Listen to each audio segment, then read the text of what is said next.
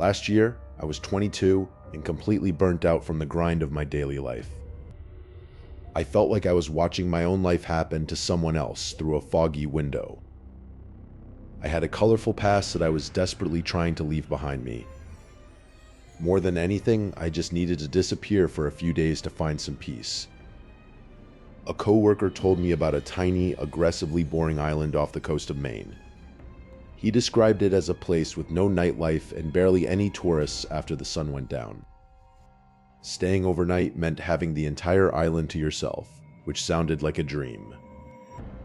I found a standalone cottage for a suspiciously cheap price and booked it instantly. The rental was just a single room with a tiny bathroom and a curtained front window. Thick brush pressed against three sides of the building, making it feel isolated. I noticed the door had a brand new deadbolt and a heavy chain lock installed. After the last ferry left, the island became a silent, empty world of my own. A bartender at the local pub gave me a strange, knowing look when I mentioned my rental. On my walk back, I saw a single blue motorboat docked in a hidden sea cave. I returned to the cottage at 10:30 and locked every bolt before heading to bed. My phone refused to charge, and I watched the battery percentage drop towards 0. I decided to give up and let sleep take me, feeling the weight of the week. I woke up in the dead of night to the sound of crunching gravel outside. The footsteps were deliberate and slow, pausing between every single stride. I held my breath, praying that it was just an animal passing by the cottage. Suddenly, a bright flashlight beam cut through the thin curtain of the front window. The light swept over the room, searching for something or someone in the dark. I heard the door handle jiggle as the intruder tried to gain entry.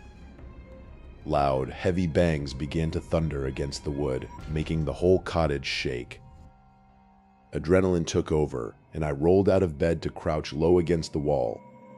A low, unfamiliar voice spoke through the wood, chilling me to the bone. The man outside whispered my name, proving he had tracked me to this island. He began to circle the house, taunting me with his presence just beyond the thin walls. My heart pounded so loudly that I was certain he could hear it from the porch. After an eternity, I heard the sound of an outboard motor starting in the distance. I stayed awake until dawn, watching the shadows for any sign of his return. When the sun rose, I found boot prints circling the cottage multiple times in the gravel. The tracks led in a straight line from my door directly into the dark ocean water. I fled the island on the first ferry, but the fear followed me all the way home. My coworker swore he never told anyone where I was going that weekend. I still live in the same place and work the same job, wondering if he is still watching.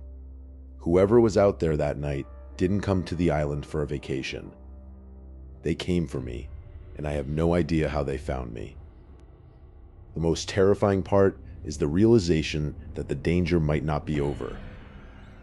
I keep my doors double locked now, but I still hear the gravel crunch in my dreams. The footprints were heavy and deliberate, showing no signs of hesitation or haste. Every creak of the floorboards felt like a gunshot in the absolute stillness of the room. My eyes remained fixed on the door handle, waiting for it to turn once more. The way that man whispered my name, Leo, played on a loop in my mind like a curse. I didn't return to the bed, opting instead to stay huddled in the corner until the sky turned gray. When the first light of dawn finally broke through the trees, I slowly reached for the deadbolt. My hand shook so violently that it took 3 tries to successfully unlock the chain. I stepped out onto the porch, the cold Maine air biting into my lungs as I scanned the perimeter. The gravel path surrounding the cottage was no longer neat. It was churned up by heavy movement. There, etched clearly into the gray stones, were the deep impressions of combat boots.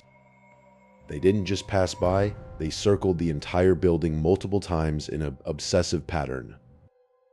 I followed the trail with my eyes, seeing where the intruder had stood right outside my bedroom window. The realization that someone had been inches away from me while I slept made my stomach churn. I noticed a final set of tracks leading away from the cottage, heading straight toward the shoreline. As I reached the water's edge, I saw the tracks continue directly into the freezing Atlantic surf. There was no sign of the blue motorboat I had seen earlier at the nearby dock. I scanned the horizon, but the sea was a vast, empty sheet of gray steel. I practically ran back to the cottage to grab my bag, not caring about what I left behind. My phone was still dead, a useless piece of glass and metal in my pocket. Every snap of a twig in the woods behind me made me spin around, heart racing. I needed to get to the ferry landing before that man decided to come back for me. The walk felt miles longer than it had the day before, my legs feeling like lead. I arrived at the ferry dock an hour early, sitting on a bench where I could see everyone approaching. I scrutinized every fisherman and local, wondering if any of them were the one who knew my name. When the ferry finally appeared on the horizon, I felt a momentary surge of hope. The ride back to the mainland was a blur of engine noise and cold sea spray. I kept searching my memory for anyone from my past who would go to such lengths to find me. My colorful past was supposed to be behind me, yet it felt like it had followed me to the edge of the world. A few days later, I cornered my coworker at the office, demanding to know who he had spoken to. He looked genuinely terrified, as he swore he hadn't told a soul about my vacation plans. If it wasn't him, then someone had been monitoring my digital life or following me for weeks. I changed all my passwords and checked my car for tracking devices, finding nothing but my own fear. Even now, months later, I find myself checking the locks on my apartment door 3 times every night. I still live in the same city, work the same job, and wait for the other shoe to drop. Every time I hear gravel crunching under a tire or a footstep, my heart stops for a beat. The mystery of the man who knew my name remains an open wound in my mind. But as one story of isolation ends, another begins in the far reaches of the Pacific. Halfway across the world, a structural engineer was about to step onto a very different kind of island. He didn't know yet that some places are abandoned for a very good reason. As he stepped off the boat, he felt a strange warmth coming from the ancient, rotting concrete. The small research vessel cut through the dark, choppy waters of the East China Sea toward the silhouette of Hashima. As we drew closer, the massive concrete seawall loomed over us like the hull of a gargantuan, rotting battleship.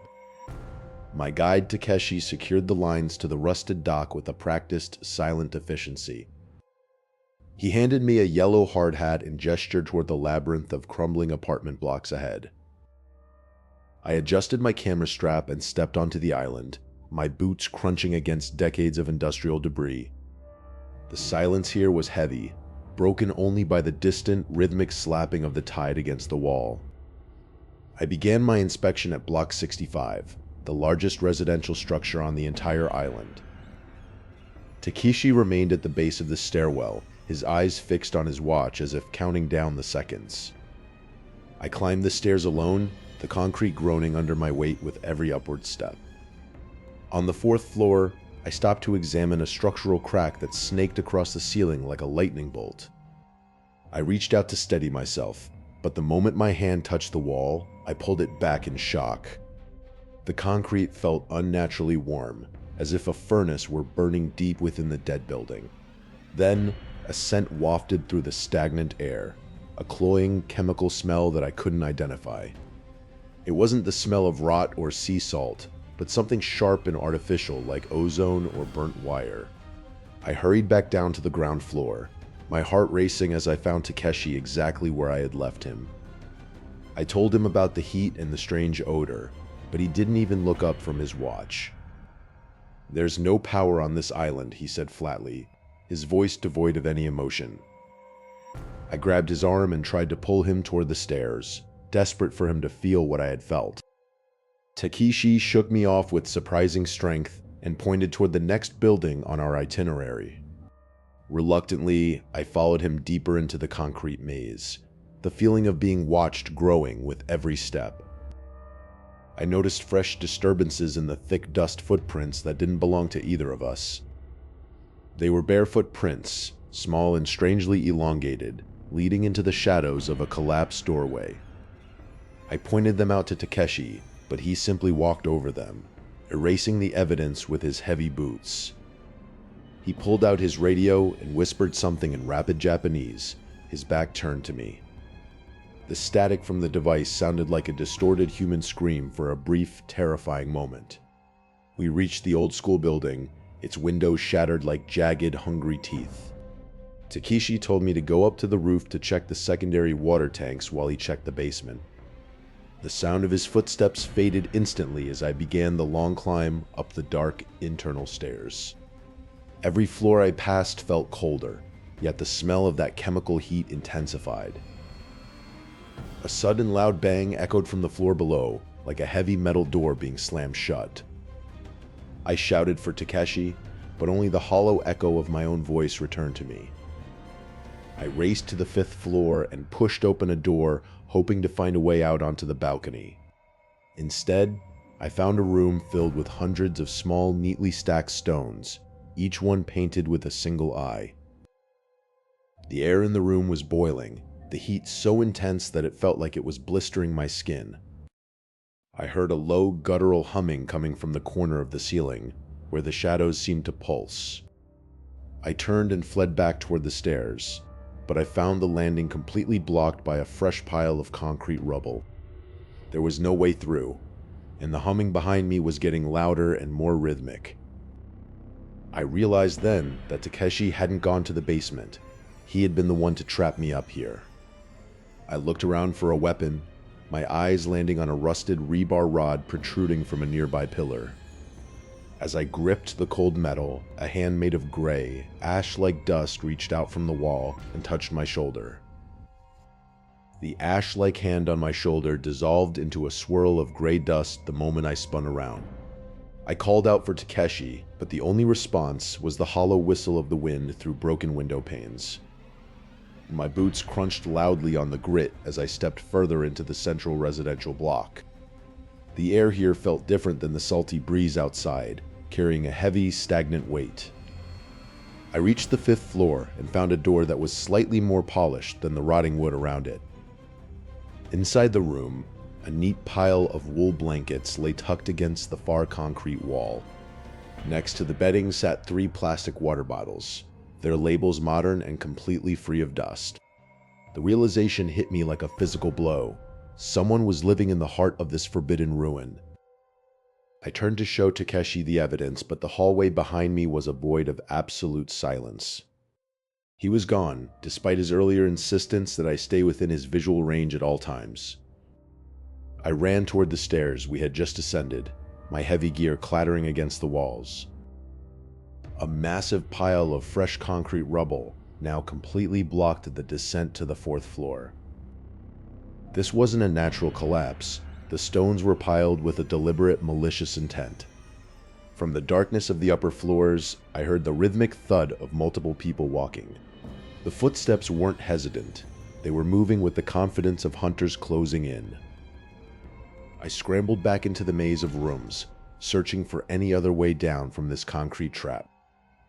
Every corner I turned revealed more signs of recent life. A scrap of cloth, a fresh cigarette butt. I found a secondary emergency ladder, but the rungs were rusted through and hung precariously over the abyss. Behind me, the sound of fabric rubbing against concrete suggested someone was crawling through the vents. I ducked into a closet and pulled the door shut, my heart hammering against my ribs like a trapped bird. Through the gap in the wood, I saw a pair of gray, dust-covered feet stop directly in front of my hiding spot. The visitor didn't open the door, but instead began to hum a low, vibrating melody that resonated through the wood. I knew I couldn't stay hidden forever as the smell of that strange, unknown musk filled the tiny space. I kicked the door open with all my might and charged past the figure, not daring to look at its face. I sprinted toward the end of the block, where the building connected to the next structure by a narrow sky bridge. The concrete beneath my feet groaned and cracked, shedding large chunks into the courtyard far below. I reached the other side just as the center of the bridge gave way, crashing into the ruins below. In this new block, The silence was even more profound, as if the building itself were holding its breath. I spotted Takeshi's reflective vest far below in the courtyard, but he was walking away toward the docks. He wasn't looking for me, he was purposefully abandoning me on this island of ghosts. I found a service elevator shaft and began to climb down the grease-slicked cables. The metal bit into my palms, but the fear of what was behind me was greater than any physical pain. As I descended, I passed an open floor where dozens of these gray, ash-covered figures stood perfectly still, watching me. I let go and dropped the last 10 feet, hitting the ground floor with a bone-jarring thud. I scrambled to my feet and burst out into the sunlight, sprinting toward the distant silhouette of the boat. Takeshi was already untying the lines when I reached the dock, his face a mask of cold indifference. He didn't say a word. As I climbed aboard, he just stared at the buildings we had left behind. Following his gaze, I saw a single figure standing on the roof of the block I had just escaped, waving a slow, rhythmic goodbye. I reached into my pocket and felt a piece of paper that hadn't been there before, a hand-drawn map of the island with my home address circled. As the island faded into the mist, I realized with horror that whatever lived there now knew exactly where to find me. This story took place over 10 years ago, during my very last semester of college. I was majoring in history and spent my days buried in a senior thesis about abandoned institutional spaces. One specific case study dominated my research: the mysterious and overgrown North Brother Island. Located in the East River, the island had served as a quarantine hospital and later a drug rehab center before being abandoned. For decades, the site has been strictly off-limits to the public, requiring rare permits for any legal entry. I never actually intended to visit the place until I mentioned it to my friends, Jansen and Jesse, during a night of drinking. To my amazement, they were instantly hooked on the idea of exploring such a forbidden location. We were all into the urban exploration scene back then, and this seemed like the ultimate prize. I justified the risk by telling myself that seeing the island in person would enhance my thesis. A few weeks later, we found ourselves at Barretto Point Park in the Bronx at 2 in the morning. We had 3 solo kayaks in tow, ready to launch into the black waters of the East River. This spot was chosen because it offered a short half-mile paddle and minimal police presence. We quickly loaded our supplies, bringing more gear than we probably needed for a simple trip. The plan was to explore for a few hours and return before the sun could expose us. It felt incredibly stupid and thrilling all at once as we pushed off into the current. The park was eerily deserted, allowing us to slip away without attracting any attention. As we paddled further from the shore, the weight of the situation began to set in. A strange sense of dread started creeping into my mind, replacing the earlier excitement. We finally reached the island's edge, though finding a landing spot was harder than expected. We had to fight through tall reeds and thick weeds just to secure our kayaks on stable ground. Standing on the solid ground of the island, we took a moment to absorb the silence. It sounds like a cliché, but the silence was absolute and heavy. We were technically still in New York City, yet the Bronx felt like it was on another planet. We began walking inland, and the true scale of the island's decay revealed itself. My friends hadn't realized how massive the place actually was until we started passing building after building. Most of the structures were partially collapsed or so overgrown they looked like natural hills. Jesse stopped to stare at one structure that had a tree literally splitting it in half. He said it looked like a post-apocalyptic video game where civilization had long since vanished. There was something alien about the way nature was aggressively swallowing the human history here. It felt as if the island had been empty for centuries, rather than just a few decades. We decided to explore one of the more intact buildings, stepping into rooms that had been forgotten by time. Most of the rooms were stripped bare, but Jansen eventually found something left behind. It was a half-empty can of spray paint, likely dropped by a previous trespasser. Jansen immediately wanted to use it, and Jesse was quick to agree with the idea. I told them no, arguing that it felt disrespectful to the history of those who had lived and died here. They pointed to the existing graffiti on the walls, claiming a little more wouldn't matter.